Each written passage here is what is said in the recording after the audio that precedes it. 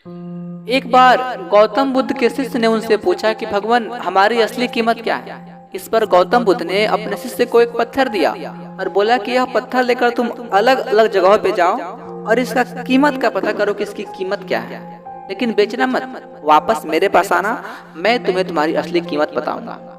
वह व्यक्ति पत्थर लेकर निकल पड़ा। सबसे पहले वह एक फल दुकान पर गया और एक फल दुकानदार से पूछा कि भाई, इसकी कीमत क्या है पत्थर की, आखिर इस पत्थर के बदले में तुम मुझे क्या दे सकते हो। फल दुकानदार ने कहा कि भाई, इस पत्थर के बदले में मैं तुम्हें 2 किलो सेब दे सकता हूँ। गौतम बुद्ध के शिष्य ने कहा कि ठीक है, मुझे पत्थर नहीं बेचनी है। वह एक सुनार की दुकान पे गया, सोने चांदी की दुकान पर, और सुनार से पूछा कि भाई, इस पत्थर की कीमत क्या है, तुम मुझे इस पत्थर के बदले में क्या दे सकते हो। सुनार ने पत्थर को देखा और बोला कि इस पत्थर के बदले में मैं तुम्हें 50 लाख रुपए दे सकता हूँ। गौतम बुद्ध के शिष्य ने कहा कि नहीं, मुझे नहीं बेचनी है। फिर सुनार ने कहा कि भाई सोच लो, मैं तुम्हें इसके बदले में 2 करोड़ रुपए दूंगा।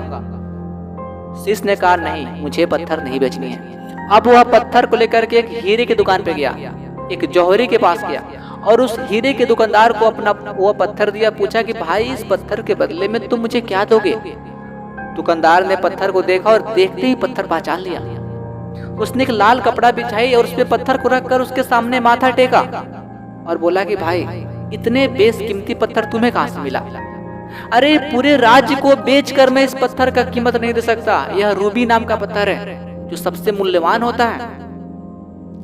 गौतम बुद्ध के शिष्य ने कहा कि ठीक है, मुझे पत्थर बेचनी नहीं। वह वापस गौतम बुद्ध के पास आया और बोला कि भगवान, सबने इसकी अलग अलग कीमत बताई।